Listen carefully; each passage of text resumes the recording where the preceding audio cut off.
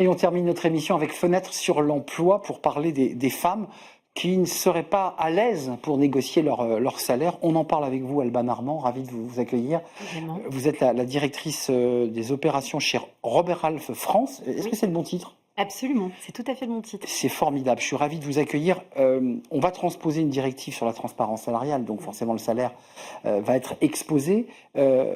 D'abord, commençons par les chiffres. Les femmes osent moins que les hommes lorsqu'il est question de négocier le salaire, ça c'est clair ? Alors c'est très marqué, c'est un des écarts les plus gros que l'on voit dans notre étude, ce que veulent les candidats. On est à 59% des femmes qui ont des difficultés ou qui se disent mal à l'aise dans la négociation, contre 37% des hommes.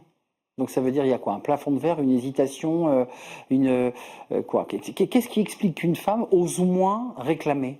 Alors, une femme ose moins réclamer parce que je pense qu'il y a une notion peut-être culturelle à l'origine, syndrome plus ou moins aussi, hein, je prends quand même des guillemets lorsque je le dis, mais pour certains, syndrome de l'imposteur, manque de légitimité, il peut y avoir tous ces aspects-là qui sont intrinsèques et intangibles.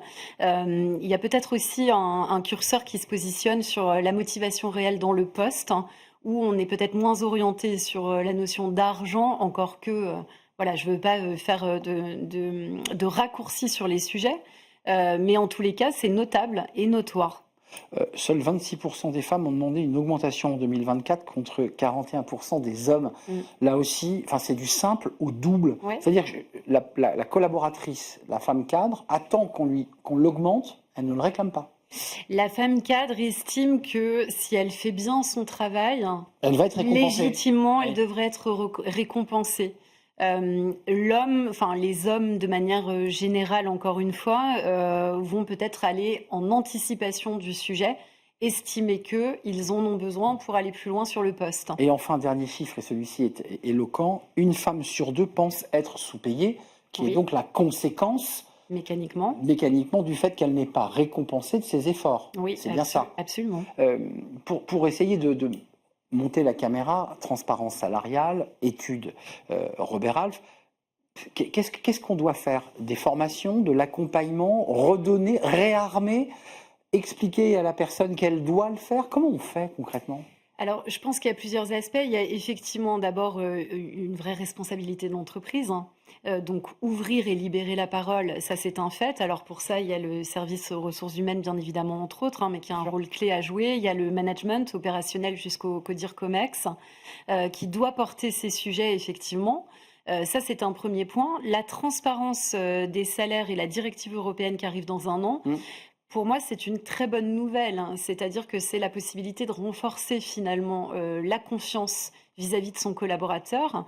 Et derrière, comment ça s'inscrit et comment ça se déroule de manière pragmatique, c'est aussi des entreprises qui sont en train de réfléchir à plus de professionnalisation dans l'écriture de la carrière d'un collaborateur. Mais ça veut quand même dire qu'il y aura un choc au départ. Dès lors qu'on va rendre transparents les salaires, des collaboratrices vont découvrir que leurs collègues au même poste avec le même diplôme, la même école, a 25% ou 30% de plus. Alors attention, parce qu'en fait, c'est pas aussi manichéen que ça. C'est-à-dire que déjà, c'est une moyenne qui va être donnée et c'est pas une moyenne qui va être donnée par rapport à une personne. On n'affiche pas les salaires et les noms. Et on n'affiche ni les salaires mais ni les noms. Voilà. Mais en l'occurrence, à poste équivalent, à compétence équivalente, cette personne aura un benchmark, effectivement. Et pourra se comparer. Et pourra se comparer, aura une tranche salariale.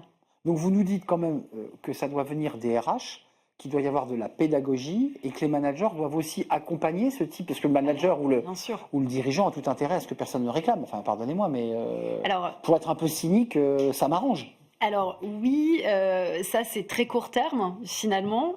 Si on voit les choses en perspective de co-construction, collaboration, durée, il y a tout intérêt à ce que le management, quelle que soit la ligne, hein, intermédiaire, opérationnelle, jusqu'au plus haut niveau, soit totalement impliqué, puisqu'au quotidien, effectivement, les discussions sont avec les managers.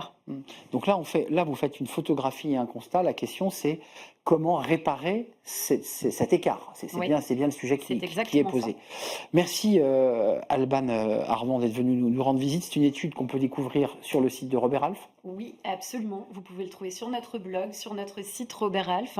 Et puis, nous sommes à disposition également pour le déployer de visu avec les entreprises intéressées. Donc, c'est-à-dire, vous nous dites, faire de la pédagogie et libérer, et d'anticipation, et puis libérer libérer la parole des femmes aussi qui peut-être parfois se cadenassent, sont très déçues et quittent l'entreprise finalement parce qu'elles n'ont pas été récompensées. Oui, absolument. Merci de nous avoir rendu visite. Merci Arnaud. C'est un vrai plaisir. C'est la fin de notre émission. Merci de l'avoir suivi. Merci à vous. Merci de votre fidélité pour vos messages, vos remarques. Je vous dis à très bientôt. Merci à toute l'équipe qui nous a accompagnés. Merci à Nicolas Juchat et merci à l'équipe de programmation. Je vous dis à très bientôt. Bye bye.